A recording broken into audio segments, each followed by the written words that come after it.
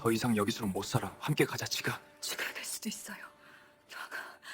여기 있어도 죽어. 자유롭게 죽자. 그렇게 해요. 2024년 8월 17일 밤 8시. 북한 강원도 고성 금강산도로 입구. 어둠이 내려앉은 산길에서 두 사람이 손을 맞잡았습니다. 한 명은 김정은 국무위원장의 최측근 비서 박민준, 35세. 또 한 명은 은밀한 조직 기쁨조 출신 최유진, 28세.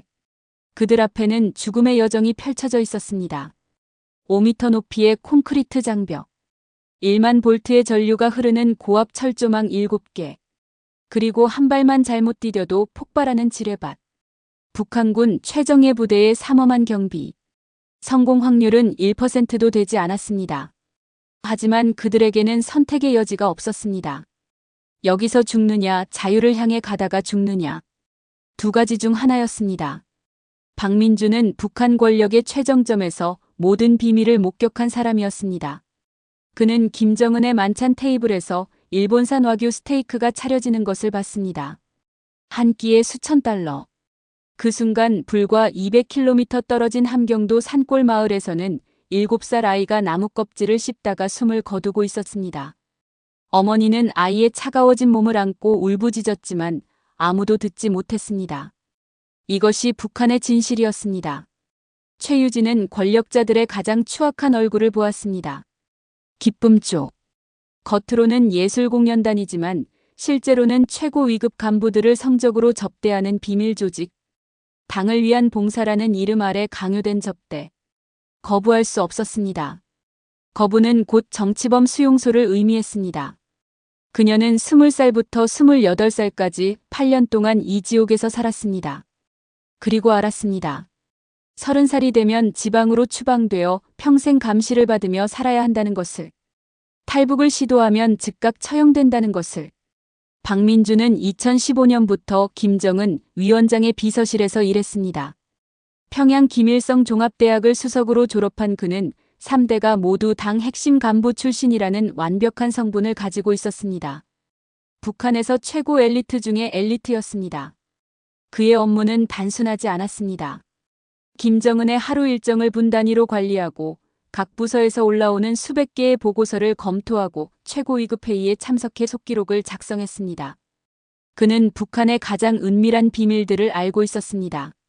그 누구도 알 수 없는 진실들을 매일 기록했습니다. 2022년 2월의 어느 날, 경제 관련 긴급 회의가 소집됐습니다. 주제는 식량난 해결 방안. 각 도당 책임비서들이 차례로 보고했습니다. 함경남도 책임비서가 떨리는 목소리로 말했습니다. 올해 아사자가 작년 대비 30% 증가했다고. 양강도 책임비서는 더 충격적인 보고를 했습니다. 주민들이 나무 껍질과 풀뿌리로 연명하고 있다고. 소나무 속껍질을 벗겨 먹다가 나무가 말라 죽어 산이 민둥산이 되고 있다고. 황해도 책임비서는 어린이 영양실 조율이 70%를 넘어섰다고 보고했습니다. 회의실은 무거운 침묵에 잠겼습니다. 한 고위 간부가 조심스럽게 입을 열었습니다. 원수님, 중국에서 식량을 긴급 수입하는 것이 어떻겠습니까? 우리 외화 보유고로 충분히 가능합니다. 김정은이 대답했습니다. 그럴 외화가 어디 있는가? 우리의 외화는 핵 개발과 미사일 개발에 집중되어야 한다. 주민들에게는 혁명적 낙관주의로 버티라고 하라. 더 열심히 일하면 상황이 나아질 것이라고 독려하라. 박민준은 그 말을 속기록에 한 글자 한 글자 정확히 기록했습니다. 손이 떨렸습니다. 펜을 쥔 손에 힘이 들어갔습니다. 하지만 계속 써야 했습니다. 이것이 그의 임무였습니다. 그날 저녁 오후 7시. 박민준은 김정은의 만찬 준비를 도왔습니다. 금수산 태양궁전 인근 특별요리실에서 만찬이 준비되고 있었습니다. 테이블 위에 차려진 음식들을 보는 순간 박민준은 숨이 막혔습니다. 일본 고베산 와규 스테이크 1인분에 500달러. 프랑스산 푸아그라 200달러. 이탈리아산 트러플을 얹은 파스타 300달러. 스위스에서 공수한 초콜릿 디저트 150달러. 그리고 헤네시 엑소 한 병 400달러. 박민준은 머릿속으로 계산했습니다. 한 끼 식사 비용이 최소 2,000달러. 북한 주민 평균 연소득의 20배가 넘는 금액이었습니다. 이 돈이면 400명의 주민에게 한 달치 식량을 제공할 수 있었습니다. 그는 5시간 전 회의에서 들은 보고를 떠올렸습니다. 아사자 30% 증가, 나무 껍질을 먹는 주민들, 영양실조로 죽어가는 아이들. 박민주는 그날 밤 숙소로 돌아가 잠을 이룰 수 없었습니다. 천장을 바라보며 밤을 새웠습니다. 처음으로 그의 머릿속에 한 가지 생각이 떠올랐습니다. 이것이 과연 옳은가? 2022년 5월 어느 날, 박민주는 보건성에서 올라온 극비 문서를 검토하게 됐습니다. 제목은 평양 특권층과 지방주민 의료 격차 현황. 빨간색 비밀 도장이 찍힌 문서였습니다. 내용을 읽는 순간 박민주는 손이 떨렸습니다. 평양 간부 전용 봉화진료소, 독일 지멘스사의 최신 CT 장비 12대 보유, 수입 항생제 및 각종 의약품 완비, 1인당 연간 평균 의료비 5,000달러, 의료진 대 환자 비율 1대5, 지방 일반 병원, 의료장비 대부분 1960년대 소련제 또는 중국제, 항생제 보유율 15%, 1인당 연간 평균 의료비 2달러, 의료진 대 환자 비율 1대500. 문서 마지막 페이지에는 더 충격적인 통계가 기록되어 있었습니다. 2021년 예방 가능한 질병으로 인한 사망자 약 35만 명. 주요 사망 원인 폐렴, 결핵, 장티푸스, 이질. 모두 항생제만 있었다면 치료 가능한 질병들이었습니다. 박민주는 그 숫자를 계속 바라봤습니다. 35만 명. 이것은 통계가 아니었습니다. 35만 개의 이름이었습니다. 35만 개의 가족이었습니다. 35만 개의 꿈이 사라진 것이었습니다. 2022년 9월, 중국 공산당 고위 인사가 평양을 방문하기로 했습니다. 박민주는 접견 행사 준비를 총괄했습니다. 방문 3일 전부터 평양 시내가 완전히 변모하기 시작했습니다. 방문 경로에 있는 모든 건물들은 새로 페인트 칠을 했습니다. 페인트가 부족하자 군부대 창고에서 긴급 반출했습니다. 낡은 간판들은 모두 새 것으로 교체했습니다. 도로에 파인 곳은 시멘트로 긴급 보수했습니다. 그리고 가장 충격적이었던 것은 사람들의 교체였습니다. 박민주는 직접 지시 문서를 타이핑했습니다. 귀빈 방문 경로 주변 주민 배치 계획. 원래 거주민은 방문 기간 동안 실내 대기 명령. 성분이 우수한 평양 시민 500명을 선발하여 거리에 배치. 새 옷 지급, 얼굴 표정 훈련 실시, 환호 구호 암기 의무화.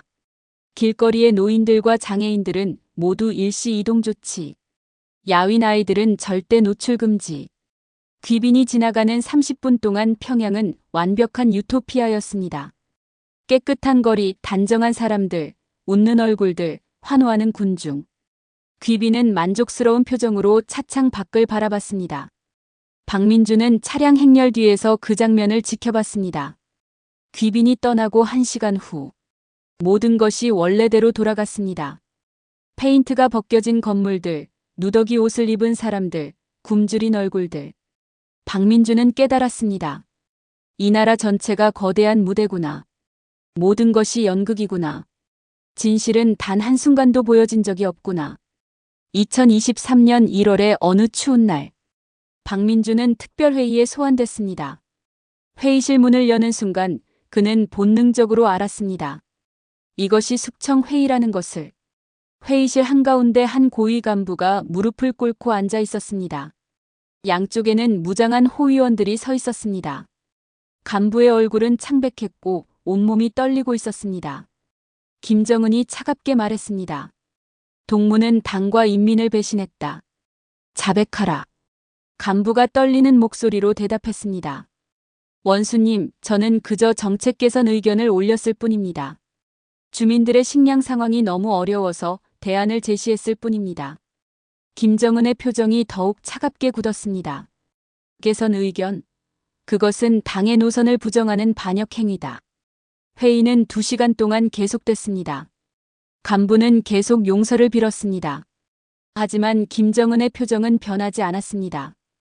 회의 결론은 명확했습니다. 공개 처형. 인민들에게 본보기를 보여야 한다. 박민주는 떨리는 손으로 속기록을 작성했습니다. 펜을 쥔 손에서 땀이 났습니다. 하지만 한 글자 한 글자 정확히 기록해야 했습니다. 이것이 그의 임무였습니다. 2주 후 2023년 1월 25일 평양 시내 모란봉 경기장. 박민주는 공개 처형 현장에 동원됐습니다. 비서실 직원들은 모두 참석해야 했습니다. 경기장에는 10만 명의 주민들이 강제로 모였습니다. 학교에서 단체로 동원된 학생들도 있었습니다. 초등학생들까지 있었습니다. 처형당할 간부가 경기장 중앙으로 끌려왔습니다. 그의 가족들도 앞줄에 앉혀져 있었습니다. 부인과 두 자녀 그리고 80대 노모까지. 그들은 울고 있었습니다. 간부의 부인은 소리내어 울부짖었습니다.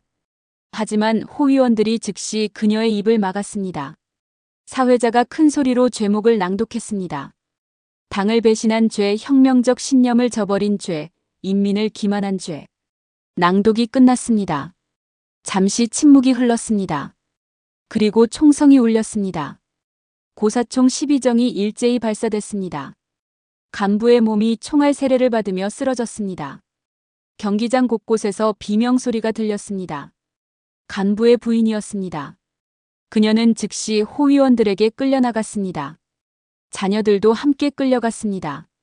그들이 어디로 가는지 모두가 알고 있었습니다. 정치범 수용소. 그곳에서 평생을 살아야 할 것입니다. 사회자가 다시 마이크를 잡았습니다. 이것이 당과 인민을 배신한 자의 최후다. 모두 명심하라. 10만 명이 일제히 구호를 외쳤습니다. 위대한 수령님 만세. 박민주는 그날 숙소로 돌아와 화장실에서 구토했습니다. 1시간 동안 아무것도 먹지 못했습니다. 거울을 보며 중얼거렸습니다.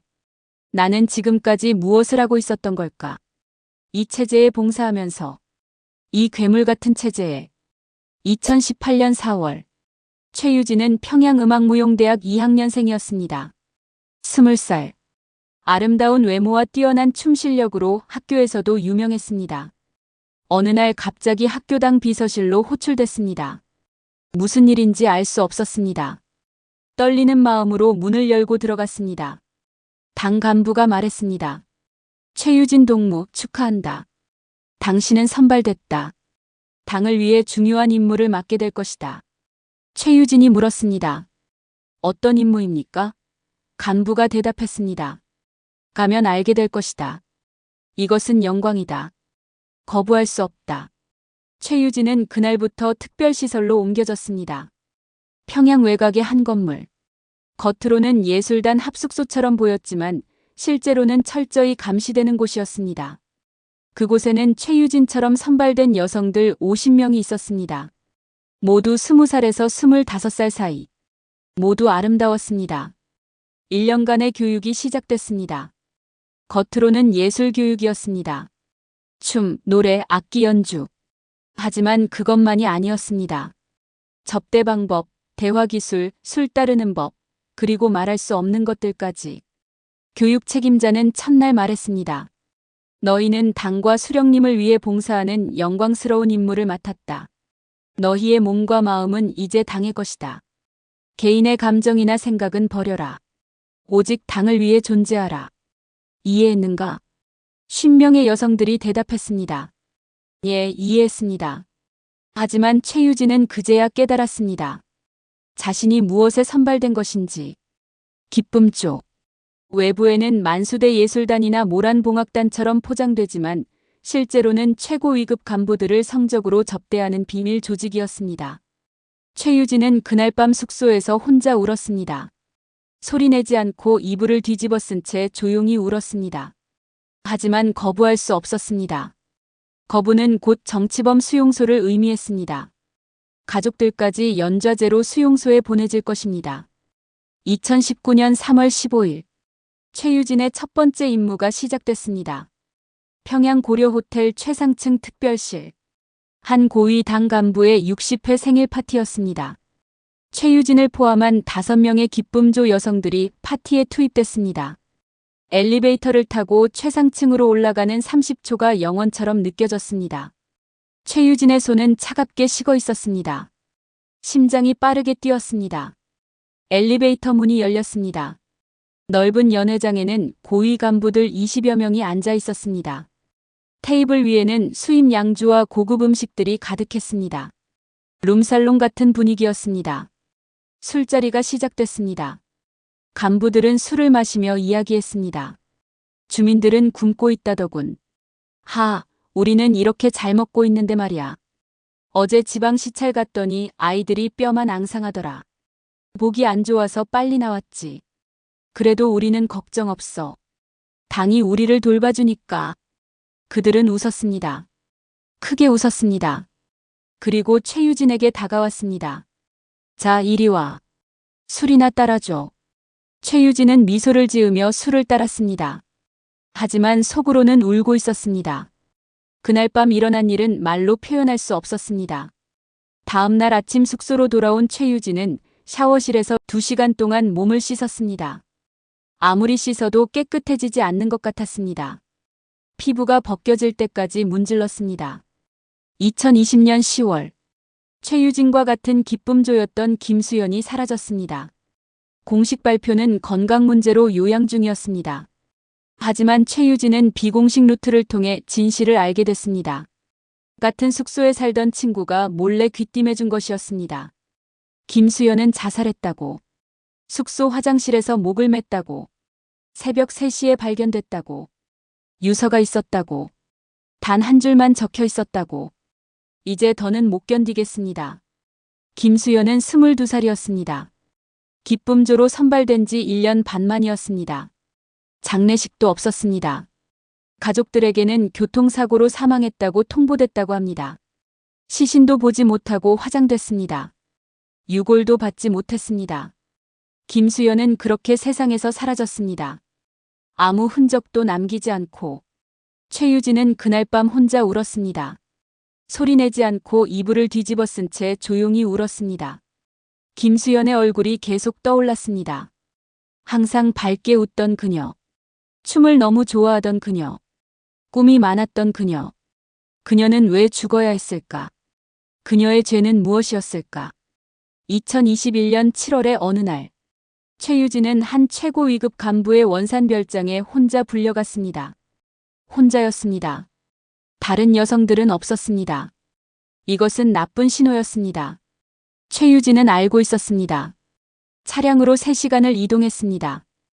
호위원들도 함께였습니다. 도착한 별장은 바닷가 절벽 위에 있었습니다. 주변에는 아무도 없었습니다. 완벽하게 고립된 장소였습니다. 도망칠 곳도 없었습니다. 그날 밤 최유진이 겪은 일은 이 영상에서 구체적으로 말할 수 없습니다. 다만 이것만은 말할 수 있습니다. 그것은 인간이 인간에게 할 수 있는 가장 잔인한 일이었다고. 다음 날 아침 최유진은 욕실 거울을 봤습니다. 온몸에 멍이 들어 있었습니다. 얼굴에, 팔에, 다리에, 등에. 하지만 더 큰 상처는 마음에 있었습니다.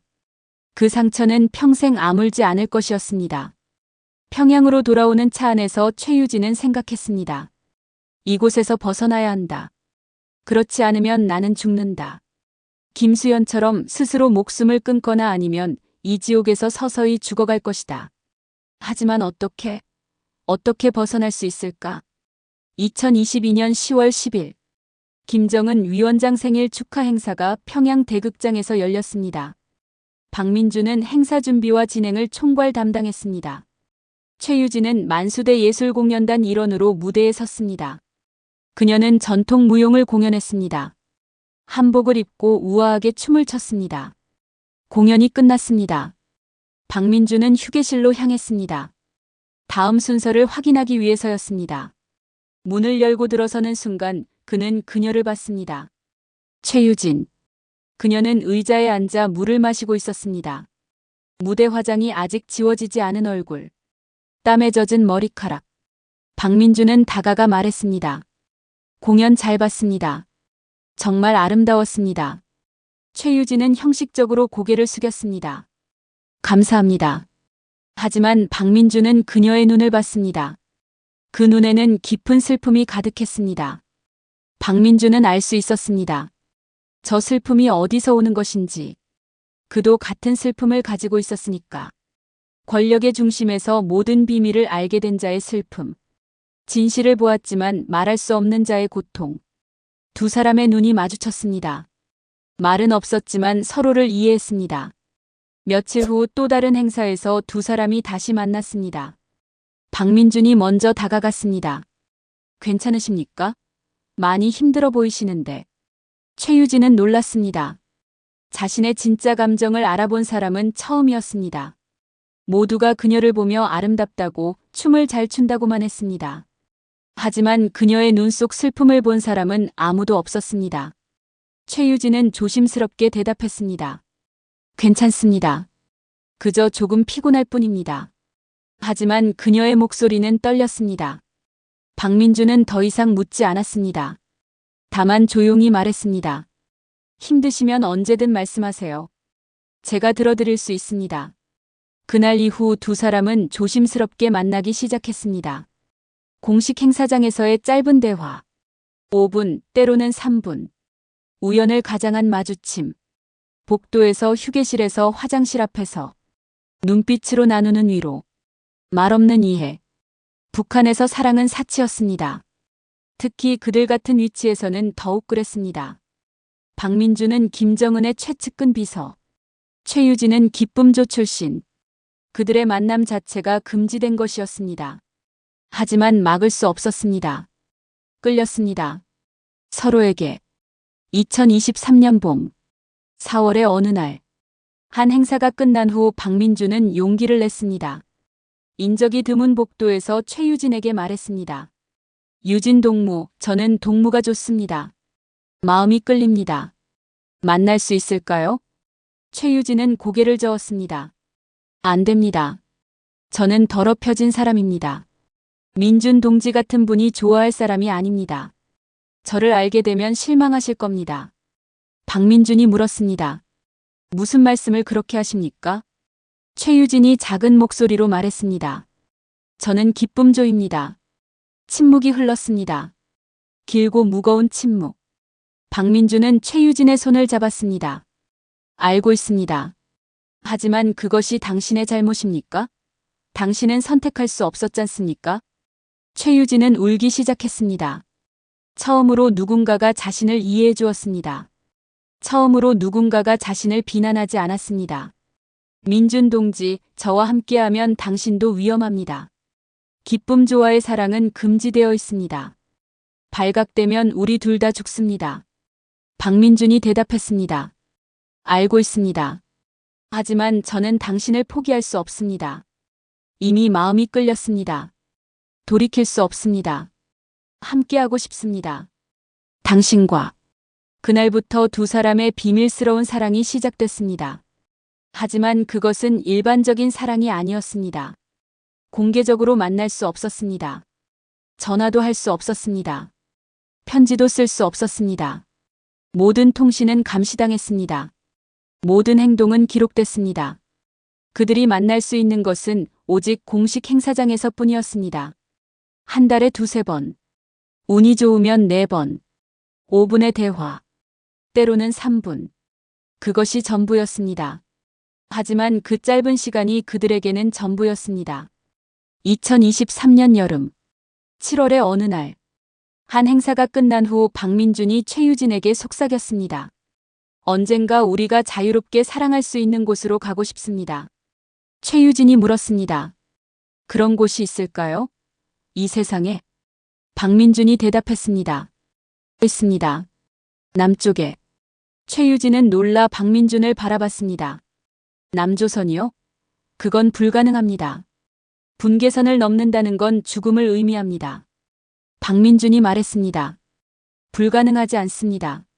제가 계획을 세우고 있습니다. 최유진이 떨리는 목소리로 물었습니다. 민준 동지, 정말로요? 정말 그럴 수 있을까요? 박민준이 최유진의 손을 꽉 잡았습니다. 예. 우리 함께 가요. 자유로운 곳으로. 함께. 2024년 4월 3일. 최유진은 끔찍한 소식을 들었습니다. 그녀와 같은 기쁨조였던 이지혜가 자살했다고. 공식 발표는 우발적 사고. 하지만 진실은 자살이었습니다. 더 이상 견딜 수 없어서. 4월 5일 장례식장. 최유진은 관 속에 이지혜를 봤습니다. 28살. 최유진과 같은 나이였습니다. 창백한 얼굴, 감긴 눈, 차가운 몸. 이지혜는 항상 밝았습니다. 어려운 상황에서도 웃으려고 노력했습니다. 그런 그녀가 스스로 목숨을 끊었습니다. 최유진은 관 앞에 서서 생각했습니다. 저것이 내 미래구나. 2년 후 내 모습이구나.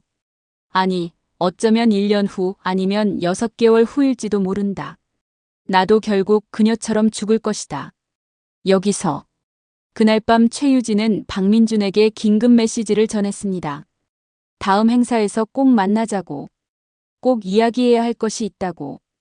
박민준은 즉시 알아차렸습니다. 무슨 일이 생겼다는 것을. 며칠 후 두 사람은 만났습니다. 최유진이 말했습니다. 민준 동지, 빨리 떠나야 합니다. 더 이상 여기 있으면 저도 죽을 것 같습니다. 이지혜처럼. 아니면 김수연처럼. 박민준이 대답했습니다. 알겠습니다. 제가 계획을 앞당기겠습니다. 기다려주세요. 2024년 5월 15일. 박민준은 또 다른 숙청회의에 참석했습니다. 이번에는 경제 담당 고위 간부가 처리되고 있었습니다. 공식 제목은 외화 유용과 외부 정보 접촉. 하지만 박민준은 알고 있었습니다. 진짜 죄는 김정은에게 경제정책 실패를 직언한 것이었습니다. 회의 결론은 공개 처형. 5월 28일 평양 시내에서 집행하기로 했습니다. 박민준은 속기록을 작성하면서 손이 떨렸습니다. 2주 후 그는 처형 현장에 동원됐습니다. 이번에는 수만 명이 모였습니다. 간부의 가족들도 앞줄에 앉혀졌습니다. 부인, 두 자녀, 부모님, 형제들까지 모두 함께 지켜봐야 했습니다. 가족의 처형을. 총성이 울렸습니다. 간부가 쓰러졌습니다. 가족들이 울부짖었습니다. 호위원들이 그들을 끌어냈습니다. 어디로 가는지 모두가 알았습니다. 정치범 수용소. 3대가 함께. 박민준은 그날 숙소로 돌아와 구토했습니다. 계속해서 토했습니다. 아무것도 남지 않을 때까지. 거울을 보며 중얼거렸습니다. 나는 지금까지 무엇을 하고 있었던 걸까? 이 체제에 봉사하면서. 이 살인 기계의 부품이 되어서. 2024년 7월 15일. 운명을 결정짓는 날이었습니다. 박민준은 국가보위성에서 올라온 내부 보고서를 검토하게 됐습니다. 제목은 기쁨조 출신 여성들의 사후관리 방안. 빨간 비밀 도장이 찍혀 있었습니다. 박민준은 문서를 열었습니다.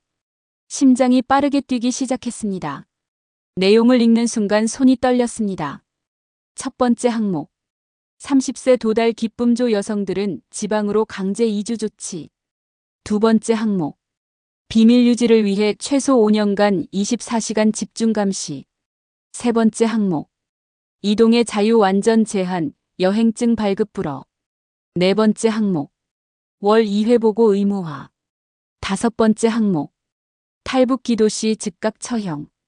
여섯 번째 항목. 가족들도 연좌제 적용, 3대 처벌.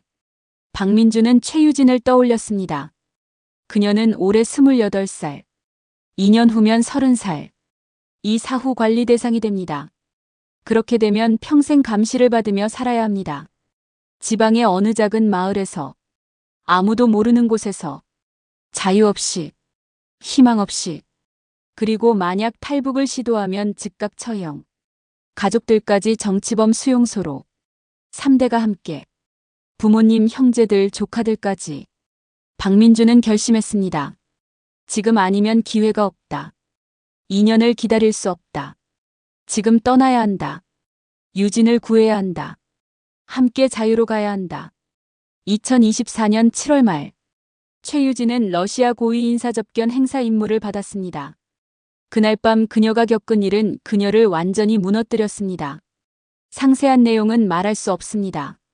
다만 그것은 인간으로서 견딜 수 있는 한계를 넘어선 것이었습니다. 다음 날 아침 숙소로 돌아온 최유진은 샤워를 했습니다. 이 시간 동안 뜨거운 물로 피부가 빨갛게 될 때까지. 하지만 아무리 씻어도 깨끗해지지 않는 것 같았습니다. 거울을 보며 최유진은 결심했습니다. 이제 끝이다. 여기서 한 번 더 그런 일을 겪느니 차라리 죽는 게 낫다. 그녀는 서랍을 열었습니다. 그곳에는 몰래 모아둔 수면제가 있었습니다. 10알. 이것이면 충분할 것입니다. 하지만 바로 그때 연락이 왔습니다. 박민준으로부터. 긴급 메시지. 다음 주 행사에서 꼭 만나자고. 중요한 이야기가 있다고. 최유진은 수면제를 다시 서랍에 넣었습니다. 마지막으로 한 번만 더 만나보자. 그리고 결정하자. 2024년 8월 초. 박민준과 최유진은 비밀리에 만났습니다. 한 행사가 끝난 후 인적이 드문 복도에서 5분간의 대화. 하지만 그 5분이 그들의 운명을 결정했습니다. 박민준이 말했습니다. 유진 동무, 이번 달 17일 제가 강원도 고성으로 출장을 갑니다. 김 위원장님의 현지지도 사전 준비차 출장입니다. 최유진이 물었습니다. 고성이요? 박민준이 대답했습니다. 예, 분계선과 가까운 곳입니다. 이것이 우리의 마지막 기회입니다. 최유진이 떨리는 목소리로 물었습니다. 어떻게 제가? 박민준이 설명했습니다. 15일에 고성 지역 예술 공연이 있습니다. 당신이 속한 공연단이 동원됩니다. 제가 직접 문서를 작성했습니다. 승인도 받았습니다. 최유진이 물었습니다. 정말로 떠나는 건가요? 정말로 할 수 있을까요? 박민준이 최유진의 손을 잡았습니다. 예, 함께 가요. 자유로운 곳으로. 아니면 여기서 함께 죽거나. 이제 선택의 시간입니다. 최유진이 박민준의 손을 꽉 잡았습니다. 눈물이 흘렀습니다. 민준 동지 사랑합니다. 박민준도 대답했습니다. 저도 사랑합니다, 유진 동무. 그리고 약속합니다. 반드시 살아서 남쪽으로 데려가겠습니다. 함께. 박민준은 철저하게 준비했습니다. 비서실 직권을 최대한 활용했습니다. 그는 고성 출장 일정을 직접 조율했습니다. 출장 목적은 김정은 동지의 8월 말 고성 현지지도 사전 점검. 완벽한 명분이었습니다. 누구도 의심할 수 없었습니다. 최유진의 공연단 고성 공연도 그가 승인했습니다. 문화선전부에 지시 문서를 하달했습니다. 고성 지역 군부대 사기 진작을 위한 예술 공연. 이것도 완벽한 명분이었습니다. 고성 지역 군사 배치 정보도 입수했습니다. 비서실 권한으로 군사 지도를 열람할 수 있었습니다. 철책 배치도 경비 교대 시간, 잠복 초소 위치, 지뢰밭 표시까지 모든 정보를 USB에 담았습니다. 비상금도 준비했습니다. 중국 돈 500위안, 미국 달러 1만 불. 비서실에서 외화를 관리하기 때문에 가능한 일이었습니다. 아무도 의심하지 않았습니다. 박민준은 신뢰받는 인물이었으니까. 모든 것이 위험했습니다. 한 가지라도 발각되면 즉시 처형이었습니다. 하지만 박민준에게는 더 이상 잃을 것이 없었습니다. 유진을 구하지 못하면 모든 것이 의미 없었습니다. 2024년 8월 12일. 박민준은 평양을 출발했습니다. 공식 서류가 완벽했습니다. 김정은 동지의 고성 현지지도 사전 준비 출장. 출장 기간 8월 12일부터 20일까지. 복귀 예정일은 21일. 8월 15일. 최유진은 평양을 출발했습니다. 만수대 예술단 고성 위문 공연. 공연 일정 8월 16일. 복귀 예정일 8월 18일. 모든 것이 계획대로 진행되고 있었습니다. 8월 16일 고성에서 두 사람이 제외했습니다. 공연이 끝난 후 박민준은 최유진에게 작은 쪽지를 건넸습니다. 아무도 보지 못하게 조심스럽게. 쪽지에는 짧은 글이 적혀 있었습니다. 내일 밤 8시. 금강산도로 입구. 배낭 하나만 가지고 오세요. 사랑합니다. 최유진은 고개를 끄덕였습니다. 말없이. 그날 밤 두 사람은 각자의 숙소에서 마지막 준비를 했습니다. 박민준은 배낭을 챙겼습니다. 손전등 2개, 칼 2개, 미국 달러 1만 불, 중국 돈 500위안. 나침반, 군용지도, 물 4병, 초콜릿바 10개. 생존에 필요한 최소한. 최유진은 최소한의 짐만 챙겼습니다. 옷 1벌, 물 2병, 과자 1kg. 그리고 마지막으로 거울을 봤습니다. 자신의 얼굴을 오래 바라봤습니다. 이것이 북한에서 보는 마지막 자신의 모습이 될 것입니다. 8월 17일. 박민주는 오후 5시에 공식 일정을 마쳤습니다. 보고서를 작성하고 평양 비서실에 팩스로 전송했습니다. 내일 아침까지 추가 보고하겠다고 적었습니다. 아무도 의심하지 않았습니다. 최유진은 공연단의 자유시간에 산책을 간다고 말했습니다. 몸 상태가 안 좋아서 혼자 좀 걷겠다고. 아무도 의심하지 않았습니다. 그녀는 항상 조용하고 순종적이었으니까. 저녁 8시. 금강산도로 입구. 어둠이 내려앉은 산길에서 두 사람이 만났습니다. 박민준이 최유진의 손을 잡았습니다. 준비됐습니까? 최유진이 고개를 끄덕였습니다. 예. 박민준이 말했습니다. 돌이킬 수 없습니다. 여기서 실패하면 우리 둘 다 죽습니다. 가족들도 정치범 수용소로 갑니다. 3대가 함께. 최유진이 대답했습니다. 알고 있습니다. 하지만 여기 남아도 죽는 것은 마찬가지입니다. 차라리 자유를 향해 가다 죽는 게 낫습니다. 박민준이 최유진을 안았습니다. 사랑합니다, 유진 동무. 최유진도 대답했습니다. 저도 사랑합니다, 민준 동무. 두 사람은 손을 맞잡고 어둠 속으로 걸어갔습니다. 목숨을 건 여정이 시작됐습니다. 오후 8시 30분. 박민준과 최유진은 첫 번째 관문에 도착했습니다. 고성 지역 민간인 통제선 검문소. 붉은 차단막이 내려와 있었습니다. 초소에는 2명의 보초병이 서 있었습니다. AK-47 소총을 어깨에 메고 있었습니다. 박민준이 최유진의 손을 꽉 잡았습니다. 지금부터는 연기입니다. 단 한 번의 실수도 용납되지 않습니다. 두 사람은 검문소로 걸어갔습니다. 보초병 한 명이 소총을 들어 올렸습니다. 멈춰. 누구냐? 박민준이 침착하게 대답했습니다. 비서실 박민준 동무입니다. 김정은 동지의 고성 현지지도 사전 준비차 왔습니다. 보초병이 의심스러운 눈빛으로 물었습니다. 여자는 누굽니까? 박민준이 대답했습니다. 만수대 예술단 최유진 동무입니다. 고성 지역 위문 공연차 왔다가 저와 함께 귀환하는 중입니다. 보초병이 통행증을 요구했습니다. 박민준은 준비한 서류를 내밀었습니다. 김정은 비서실 직인이 찍힌 완벽한 통행증이었습니다. 보초병은 서류를 꼼꼼히 확인했습니다. 1분이 지났습니다. 2분이 지났습니다. 최유진의 손에서 식은땀이 났습니다. 마침내 보초병이 서류를 돌려주며 말했습니다. 통과. 차단막이 올라갔습니다. 두 사람은 걸어서 검문소를 통과했습니다. 뒤를 돌아보지 않았습니다. 100m를 걸어갔습니다.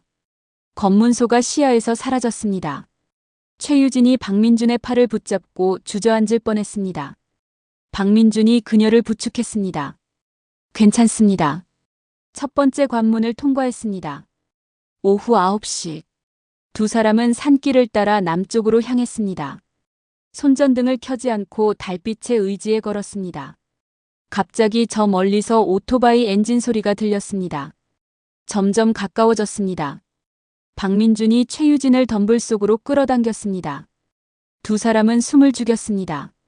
오토바이 헤드라이트가 어둠을 가르며 다가왔습니다. 중대장급 장교였습니다. 어깨에 별 2개. 그는 오토바이를 세우고 주변을 살폈습니다. 손전등으로 덤불을 비췄습니다. 불빛이 박민준의 얼굴 20cm 앞을 지나갔습니다. 박민준은 숨도 쉬지 않았습니다. 최유진은 박민준의 손을 꽉 잡았습니다. 너무 세게 잡아서 손톱이 살을 파고들었습니다. 하지만 박민준은 움직이지 않았습니다. 중대장이 주변을 5분 동안 수색했습니다. 영원처럼 느껴지는 5분이었습니다. 마침내 그는 오토바이에 다시 올라탔습니다. 엔진을 켰습니다. 그리고 남쪽으로 떠났습니다. 엔진 소리가 완전히 사라질 때까지 두 사람은 움직이지 않았습니다. 10분 후, 박민준이 최유진을 일으켰습니다. 계속 가야 합니다. 멈출 수 없습니다. 최유진이 떨리는 목소리로 말했습니다. 민준 동무, 너무 무서워요. 박민준이 그녀를 안았습니다. 저도 무섭습니다. 하지만 돌아갈 수 없습니다. 앞으로만 갈 수 있습니다. 두 사람은 다시 걷기 시작했습니다. 오후 10시 30분. 두 사람은 작은 개울을 건너야 했습니다. 지도상으로는 무릎까지 오는 얕은 개울이었습니다. 박민준이 먼저 들어갔습니다. 한 발자국, 두 발자국, 세 발자국. 갑자기 그의 몸이 가라앉기 시작했습니다. 수렁이었습니다. 박민준의 허리까지 물이 차올랐습니다. 가슴까지 차올랐습니다. 최유진이 비명을 지르려는 순간 박민준이 손으로 막았습니다. 조용히. 소리내면 안 됩니다. 박민준은 배낭을 벗어 최유진에게 던졌습니다. 그리고 천천히 움직였습니다. 급하게 움직이면 더 빠르게 가라앉습니다. 천천히. 아주 천천히. 최유진이 나뭇가지를 찾았습니다. 박민준에게 내밀었습니다. 박민준이 나뭇가지를 붙잡았습니다. 최유진이 온 힘을 다해 당겼습니다. 여자의 힘으로는 역부족이었습니다. 하지만 포기할 수 없었습니다. 그녀는 계속 당겼습니다. 손바닥 피부가 벗겨졌습니다. 피가 났습니다. 하지만 계속 당겼습니다. 30분이 지났습니다. 박민준이 조금씩 움직였습니다. 손으로 수렁 가장자리를 더듬었습니다. 단단한 돌을 찾았습니다. 그것을 붙잡고 천천히 몸을 끌어올렸습니다. 1시간이 지나서야 박민준은 수렁에서 빠져나왔습니다. 온몸이 진흙투성이었습니다. 숨을 헐떡였습니다. 최유진이 그를 안았습니다. 살아있다는 것만으로 감사했습니다. 오전 1시. 두 사람은 숲속 깊은 곳으로 들어갔습니다. 박민준이 GPS를 확인했습니다. 분계선까지 3km. 하지만 가장 위험한 구간이 남아 있었습니다. 잠복 초소지대. 지도에 표시된 잠복 초소는 5개. 하지만 표시되지 않은 것들도 있을 수 있었습니다. 갑자기 박민준이 멈췄습니다. 손으로 최유진의 입을 막았습니다. 20m 앞. 나무 사이로 무언가 보였습니다. 위장막으로 덮인 작은 구조물. 잠복 초소였습니다. 그 안에 2명의 병사가 있었습니다. 야간 투시경을 가지고 있었습니다. 박민준과 최유진은 땅에 엎드렸습니다. 완전히 엎드려서 기어갔습니다. 1m를 기는데 5분이 걸렸습니다. 나뭇가지 하나 밟으면 안 됐습니다. 작은 소리도 내면 안 됐습니다. 최유진의 무릎에서 피가 났습니다. 날카로운 돌에 베었습니다.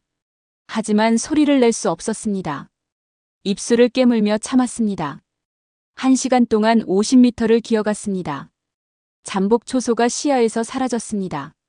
하지만 안심할 수 없었습니다. 지도에 표시된 잠복 초소는 아직 4개가 더 남아 있었습니다. 그리고 표시되지 않은 것들까지. 두 사람은 계속 기어갔습니다.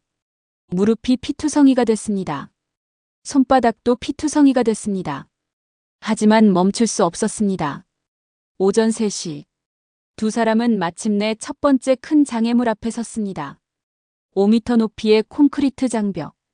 표면은 매끈했습니다. 손잡이가 없었습니다. 발을 디딜 곳도 없었습니다. 정상에는 철조망이 감겨 있었습니다. 박민준은 배낭에서 로프를 꺼냈습니다. 30m 길이의 등산용 로프. 그리고 작은 갈고리. 그는 갈고리를 로프 끝에 묶었습니다. 그리고 장벽 정상을 향해 던졌습니다. 첫 번째 시도. 실패. 갈고리가 떨어졌습니다. 두 번째 시도. 실패. 세 번째 시도. 성공. 갈고리가 철조망에 걸렸습니다. 박민준이 로프를 잡아당겨 확인했습니다. 단단했습니다. 그는 최유진을 보았습니다. 제가 먼저 올라가겠습니다. 그 다음 당신을 끌어올리겠습니다. 최유진이 고개를 끄덕였습니다. 박민준이 로프를 타고 올라가기 시작했습니다. 1m, 2m, 3m, 4m. 손에 힘이 빠져갔습니다. 수렁에서 체력을 많이 소모했기 때문이었습니다. 하지만 포기할 수 없었습니다. 마침내 꼭대기에 도달했습니다. 철조망을 조심스럽게 넘었습니다. 장갑을 끼고 있었지만 그래도 조심해야 했습니다. 반대편으로 내려온 박민준은 로프를 다시 던졌습니다. 최유진이 로프를 붙잡았습니다. 박민준이 위에서 당겼습니다. 최유진이 벽을 걸어 올라갔습니다. 5m를 올라가는데 10분이 걸렸습니다. 마침내 두 사람 모두 장벽을 넘었습니다. 오전 4시. 두 사람 앞에 더 무서운 장애물이 나타났습니다. 고압 철조망. 1만 볼트의 전류가 흐르고 있었습니다. 손 떼는 순간 즉사였습니다. 높이는 3m. 넘을 수 없는 높이는 아니었습니다. 하지만 전기가 문제였습니다. 박민주는 배낭에서 고무장갑을 꺼냈습니다. 전기작업용 특수장갑. 비서실 창고에서 몰래 가져온 것이었습니다.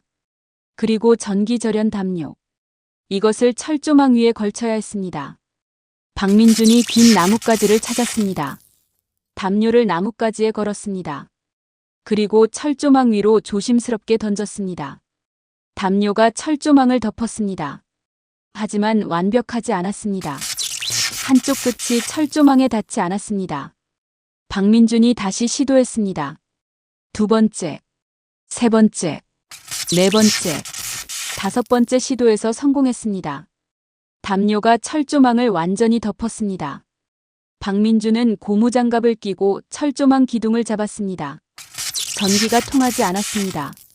성공이었습니다. 박민준이 먼저 넘었습니다. 담요 위로 조심스럽게 올라갔습니다. 몸의 어느 부분도 노출된 철조망에 닿으면 안 됐습니다. 천천히, 아주 천천히. 마침내 반대편으로 넘어갔습니다.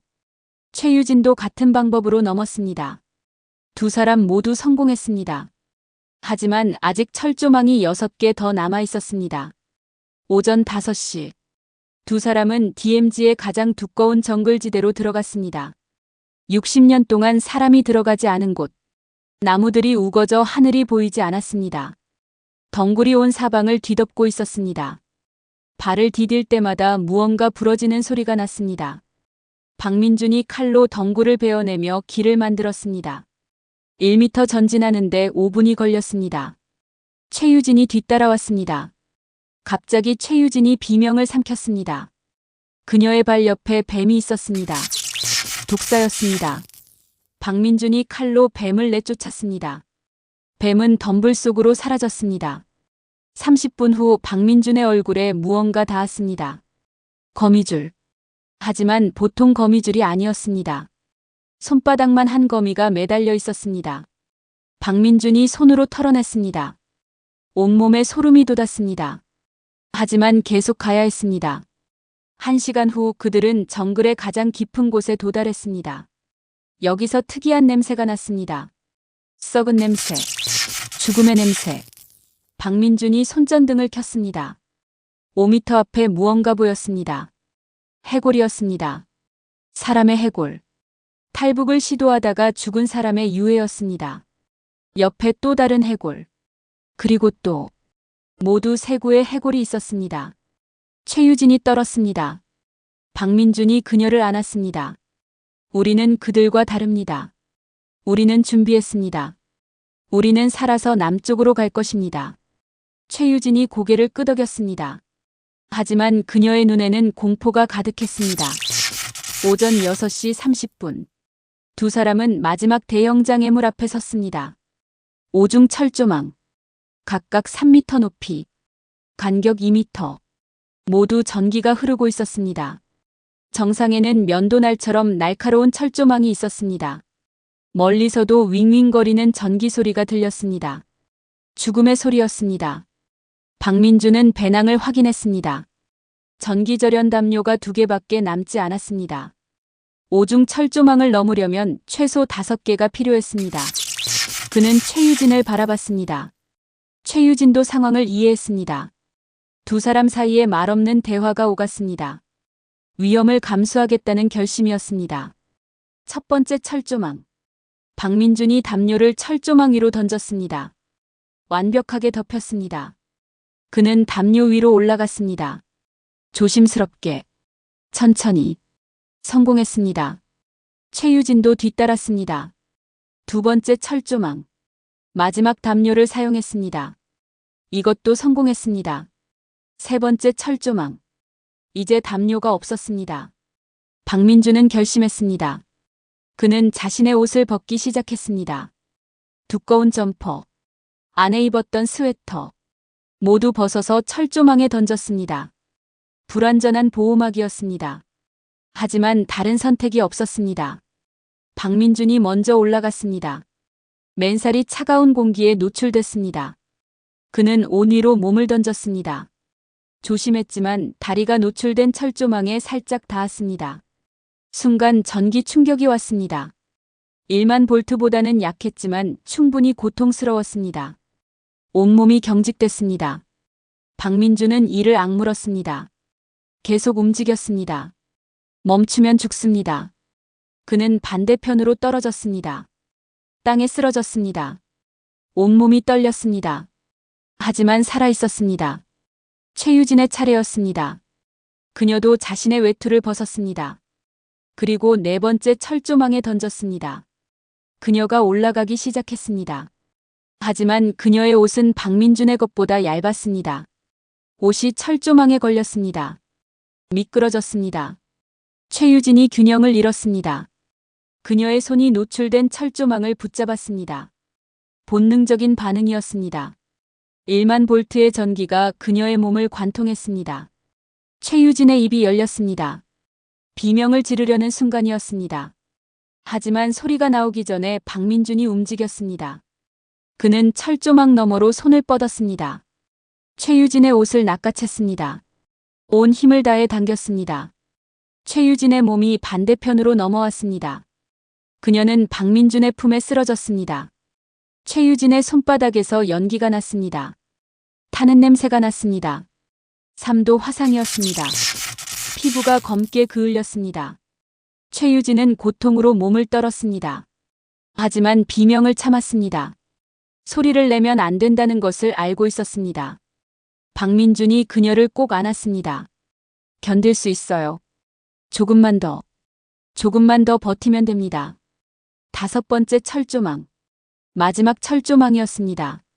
박민준은 최유진의 손에 자신의 장갑을 씌웠습니다. 화상 입은 손을 보호하기 위해서였습니다. 그리고 그는 배낭을 확인했습니다.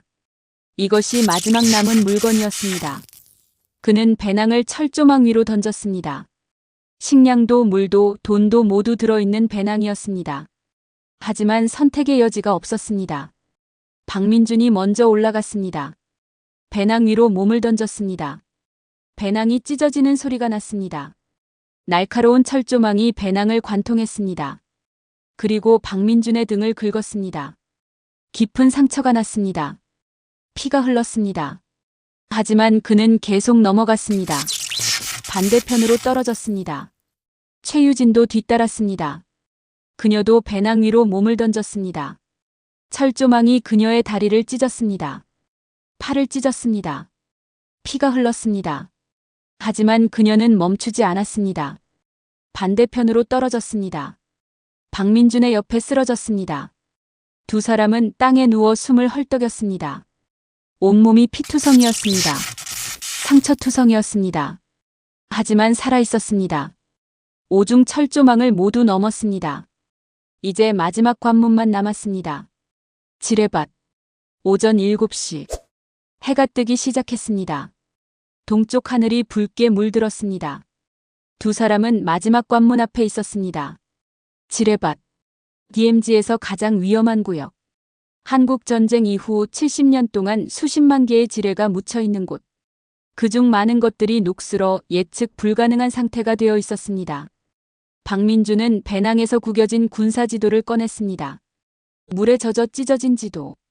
하지만 그나마 남은 유일한 안내서였습니다. 지도에는 안전 통로가 표시되어 있었습니다. 하지만 이 지도가 몇 년 전 것인지 알 수 없었습니다. 지뢰는 계속 재배치됐습니다. 장마철이면 땅이 흘러내려 지뢰의 위치가 바뀌기도 했습니다. 박민준은 나뭇가지를 주었습니다. 길고 튼튼한 나뭇가지. 그는 최유진을 보았습니다. 제 뒤를 정확히 따라오세요. 제가 밟은 곳만 밟으세요. 절대 옆으로 벗어나면 안 됩니다. 이해했습니까? 최유진이 고개를 끄덕였습니다. 그녀의 얼굴은 공포로 창백했습니다. 박민준이 앞으로 한 걸음 내딛었습니다. 나뭇가지로 앞에 땅을 두드렸습니다. 톡톡톡. 땅의 딱딱함을 확인했습니다. 이상 없음. 한 걸음 더. 톡톡톡. 이상 없음. 세 걸음. 네 걸음. 다섯 걸음. 모두 안전했습니다. 10걸음을 갔을 때였습니다. 나뭇가지가 딱딱한 무언가에 부딪혔습니다. 금속성 소리. 박민준이 즉시 멈췄습니다. 손으로 최유진에게 신호를 보냈습니다. 멈추라고. 움직이지 말라고. 최유진은 그 자리에 얼어붙었습니다. 박민준은 무릎을 꿇었습니다. 조심스럽게 흙을 파냈습니다. 손으로. 천천히. 5cm를 파냈습니다. 무언가 보였습니다. 둥근 금속 원판. 지뢰였습니다. 대인지뢰. 발로 밟으면 즉시 폭발하는 것. 폭발하면 다리가 날아갑니다. 운이 나쁘면 죽습니다. 박민준은 흙으로 다시 조심스럽게 덮었습니다.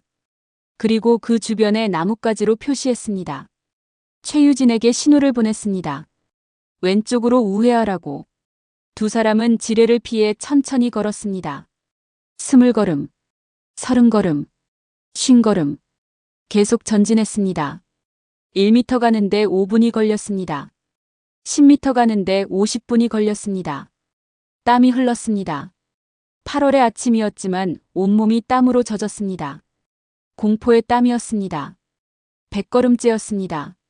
박민준이 발을 내딛는 순간 딸깍하는 소리가 났습니다. 그는 즉시 알았습니다. 지뢰를 밟았다는 것을. 그의 몸이 굳었습니다. 숨이 멈췄습니다. 심장이 멈춘 것처럼 느껴졌습니다.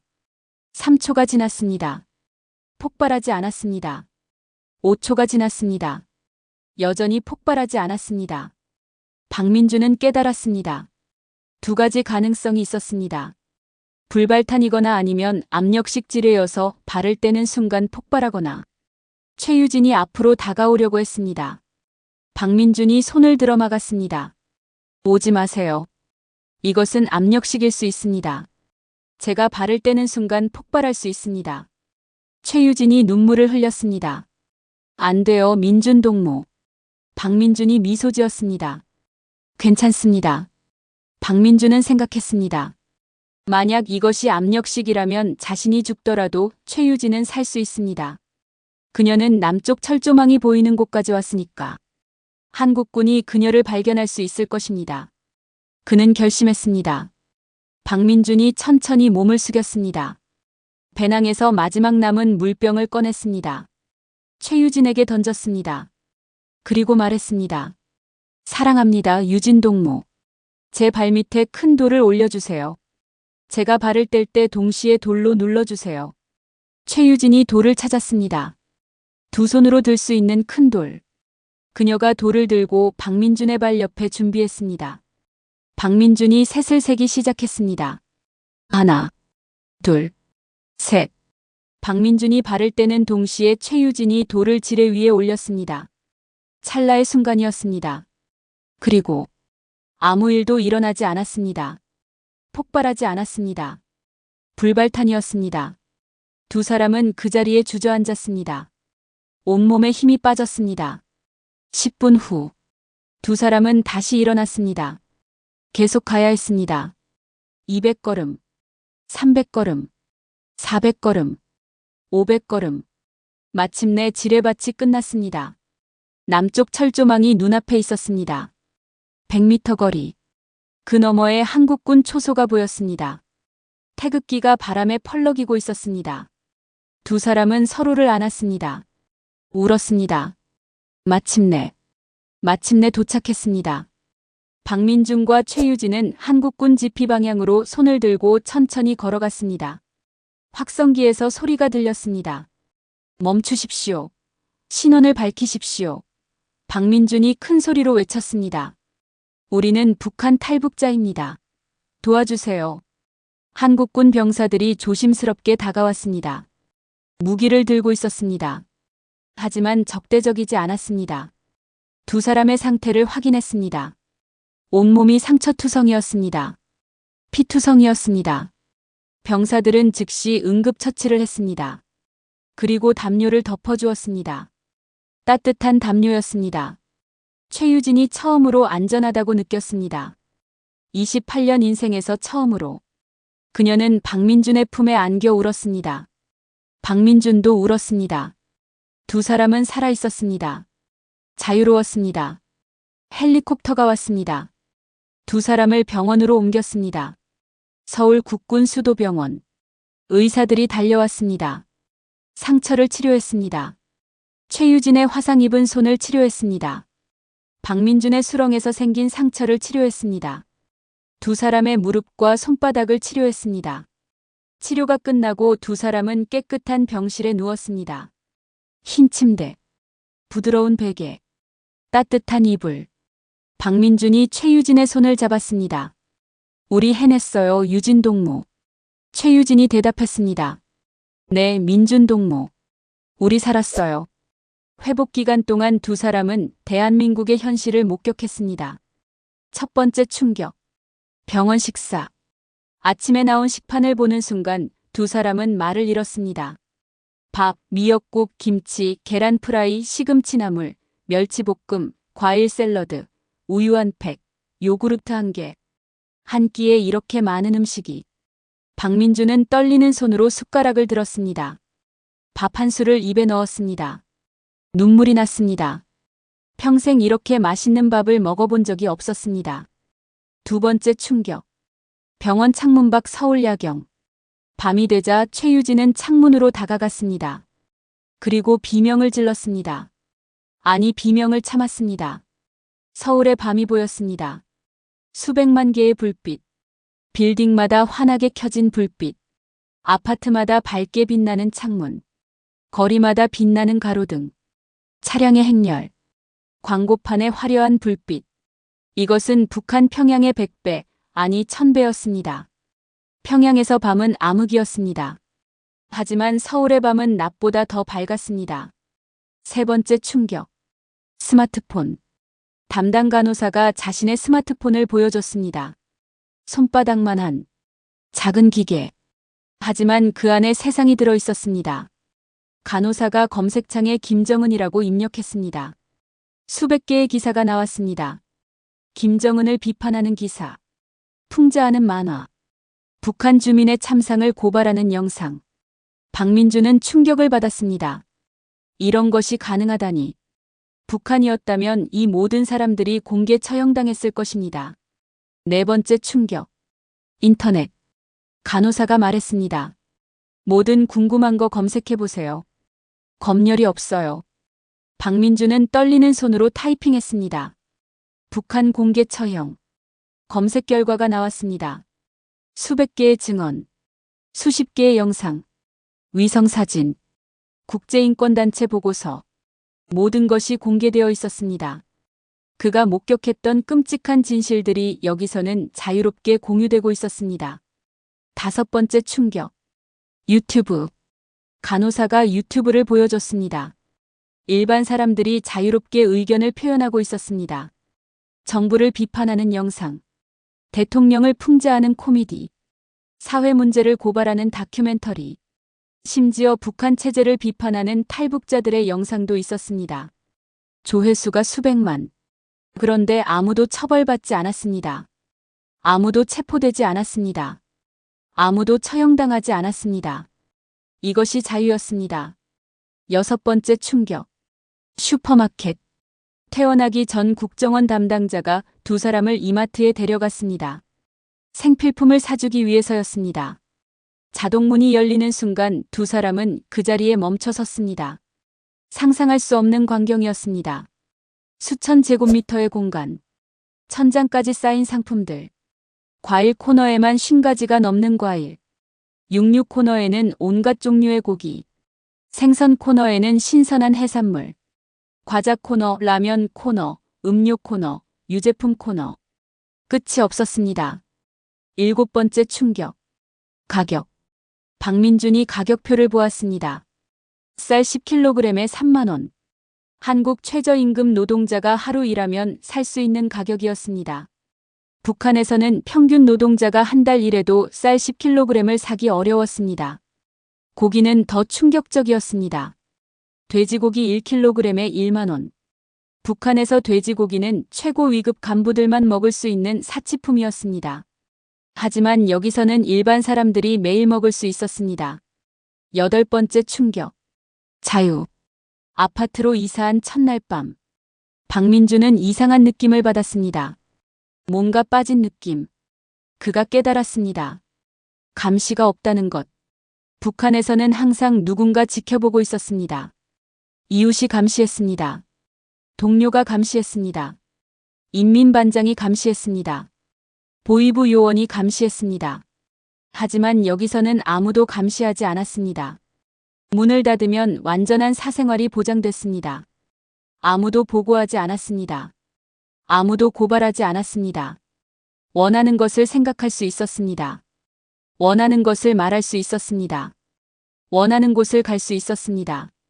9번째 충격. 민주주의. TV를 켰습니다. 뉴스에서 야당 국회의원이 대통령을 비판하고 있었습니다. 날카로운 비판이었습니다. 정책 실패를 지적했습니다. 심지어 사과를 요구했습니다. 박민주는 충격을 받았습니다. 북한이었다면 이 국회의원은 즉시 체포됐을 것입니다.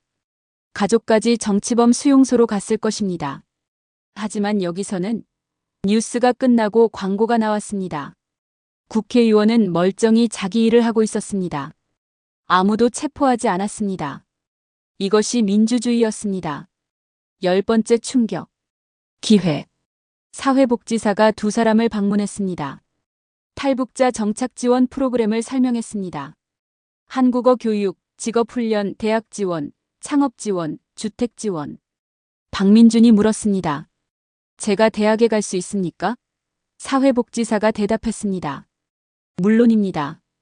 탈북자 특별 전형이 있습니다. 노력하면 어느 대학이든 갈 수 있습니다. 최유진이 물었습니다. 저도요? 제 과거는요? 사회복지사가 미소 지었습니다. 과거는 중요하지 않습니다. 여기서는 미래가 중요합니다. 당신이 무엇을 하고 싶은지, 무엇이 되고 싶은지, 그것이 중요합니다. 북한에서는 태어난 성분으로 모든 것이 결정됐습니다. 3대가 뭘 했는지로 인생이 정해졌습니다. 하지만 여기서는 자신의 노력으로 미래를 만들 수 있었습니다. 꿈을 꿀 수 있었습니다. 희망이 있었습니다. 2025년 2월 14일 발렌타인데이. 박민준과 최유진은 결혼했습니다. 작은 결혼식이었습니다. 하객은 국정원 담당자들과 병원 의료진, 그리고 먼저 탈북한 탈북자 친구들 20명. 하지만 행복한 결혼식이었습니다. 최유진은 흰 웨딩드레스를 입었습니다. 북한에서는 상상할 수 없었던 아름다운 드레스. 박민준은 검은 양복을 입었습니다. 두 사람은 서로를 바라보며 맹세했습니다. 죽음이 우리를 갈라놓을 때까지 함께하겠다고. 하지만 그들은 이미 알고 있었습니다. 죽음도 그들을 갈라놓지 못한다는 것을. 그들은 이미 죽음의 문턱을 함께 넘었으니까. DMZ를 함께 넘었으니까. 그보다 어려운 것은 없을 것입니다. 결혼식 후 두 사람은 작은 아파트로 이사했습니다. 서울 은평구의 24평 아파트. 북한 고위 간부들의 저택에 비하면 작았습니다. 하지만 그들에게는 궁전이었습니다. 왜냐하면 그곳은 자유로웠으니까. 감시가 없었으니까. 두려움이 없었으니까. 박민준은 북한 인권 NGO에서 일하기 시작했습니다. 그가 목격한 진실을 세상에 알리는 일. 그가 기록한 김정은 체제의 실상을 증언하는 일. 국제사회에 북한의 인권 실태를 알리는 일. 그것이 그의 새로운 임무였습니다. 최유진은 대학에 입학했습니다. 사회복지학과. 그녀는 꿈이 있었습니다. 언젠가 통일이 되면 북한의 기쁨조 피해 여성들을 돕고 싶다는 꿈. 그들에게 치유를 주고 싶다는 꿈. 그들에게 새로운 삶을 살 수 있다고 말해주고 싶다는 꿈. 저녁이 되면 두 사람은 함께 한강을 걸었습니다. 손을 잡고 불빛이 반짝이는 다리를 보며 자유롭게 걷는 사람들을 보며 그리고 생각했습니다. 우리가 여기 있다는 것이 기적이라고. 우리가 살아있다는 것이 기적이라고. 밤이 되면 두 사람은 북쪽을 바라봤습니다. 어둠 속에 있는 북한을 생각했습니다. 그곳에 남겨진 가족들을 생각했습니다. 여전히 고통받고 있는 수천만 명의 주민들을 생각했습니다. 그리고 다짐했습니다. 우리는 그들을 잊지 않겠다고. 우리는 그들의 목소리가 되겠다고. 2025년 8월 17일 탈북 1주년. 박민준과 최유진은 DMZ 전망대를 찾았습니다. 그들이 넘어온 그곳. 죽음의 경계선. 하지만 이제는 생명의 경계선. 그들에게는 자유의 경계선. 망원경으로 북쪽을 바라봤습니다. 고성이 보였습니다. 그들이 출발했던 곳. 5m 콘크리트 장벽이 보였습니다. 철조망이 보였습니다. 저 너머에 북한이 있었습니다. 어둠 속의 나라. 감옥 같은 나라. 최유진이 말했습니다. 민준, 우리가 정말 저기를 넘어왔다는 게 믿기지 않아요. 박민준이 대답했습니다. 저도 그래요. 하지만 우리는 해냈어요. 사랑의 힘으로. 두 사람은 서로를 안았습니다. 바람이 불었습니다. 남쪽에서 북쪽으로. 자유의 바람이. 희망의 바람이. 언젠가 그 바람이 북한 전역에 불기를 두 사람은 기도했습니다. 이것은 한편의 드라마가 아닙니다. 이것은 실제 일어날 수 있는 이야기입니다. 지금 이 순간에도 북한에서는 수많은 박민준과 최유진이 있습니다. 진실을 알지만 말할 수 없는 사람들. 자유를 꿈꾸지만 시도할 수 없는 사람들. 북한 주민 2,500만 명이 지금 이 순간에도 굶주리고 있습니다. 억압당하고 있습니다. 처형되고 있습니다. 그들은 아무 죄가 없습니다. 그저 독재 체제 아래 태어났다는 것이 그들의 유일한 죄입니다. 이 영상을 보는 여러분께 부탁드립니다. 북한 인권 문제에 관심을 가져주세요. 그들의 목소리에 귀 기울여주세요. 그들을 잊지 말아주세요. 여러분의 관심이 그들에게는 희망입니다. 여러분의 목소리가 그들을 구할 수 있습니다. 박민준과 최유진의 이야기는 끝났습니다. 하지만 북한 주민들의 이야기는 아직 끝나지 않았습니다. 언젠가 그들 모두가 자유를 얻을 날을 꿈꾸며 언젠가 한반도에 진정한 평화가 오기를 기도하며 이 이야기를 마칩니다. 감사합니다. 오늘 영상은 여기까지입니다. 제 이야기가 여러분께 조금이라도 도움이 되거나 즐거움을 드렸다면 잠시 시간을 내어 구독과 좋아요를 눌러주시면 정말 큰 힘이 될 거예요. 저도 더 좋은 콘텐츠로 보답할 수 있는 동기부여가 되거든요. 고맙습니다.